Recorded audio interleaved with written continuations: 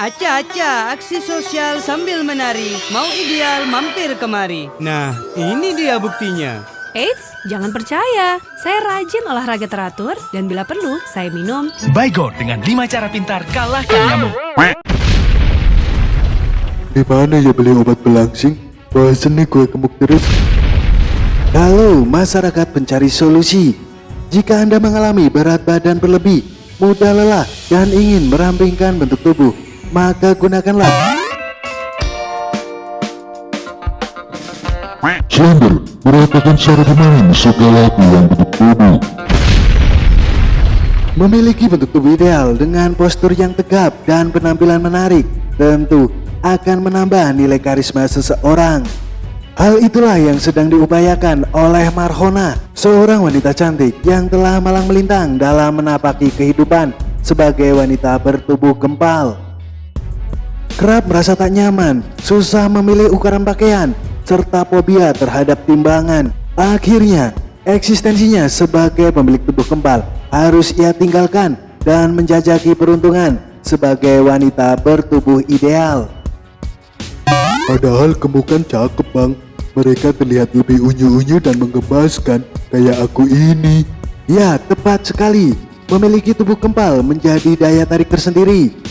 Selain terlihat menggemaskan, menurut Brian Kidd, dokter ternama dari Inggris, orang dengan tubuh gempal berpotensi lebih cepat dalam pemulihan tubuh. Karena ketika ada kuman atau infeksi yang berhasil merangsak masuk ke dalam tubuh dan melewati benteng pertahanan tubuh, maka lemak yang berada di dalam tubuh akan tampil sebagai pahlawan.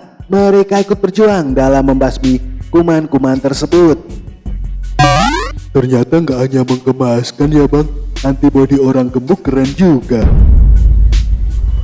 Maka dari itu, kenapa lu pengen langsing? Gue sih pengen cari suasana baru aja bang, biar badan gue nggak gini-gini mulu. Jika begitu yang Anda harapkan, maka simak kisah Marhona dalam menapaki perjuangan sebagai wanita bertubuh ideal.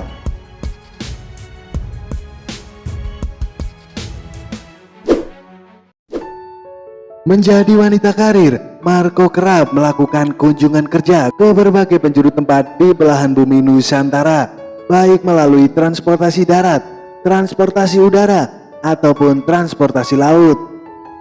Suatu ketika, saat ia tengah melakukan perjalanan dengan menggunakan kapal.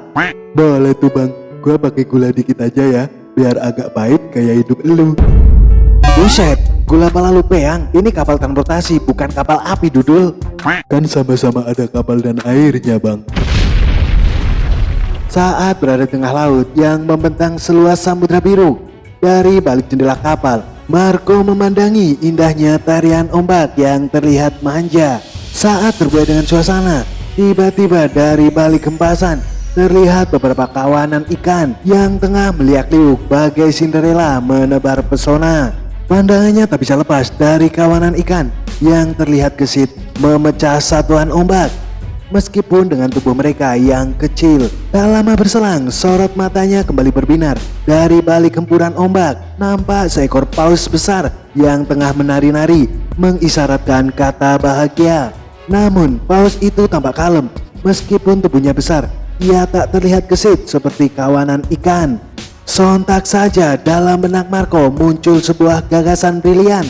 Ia berpikir bahwa melakukan renang dengan gerakan gesit dan maksimal akan merubah tubuh gembalnya menjadi lebih ramping seperti kawanan ikan tadi. Sejak saat itu, Marco pun memutuskan untuk rajin melakukan renang.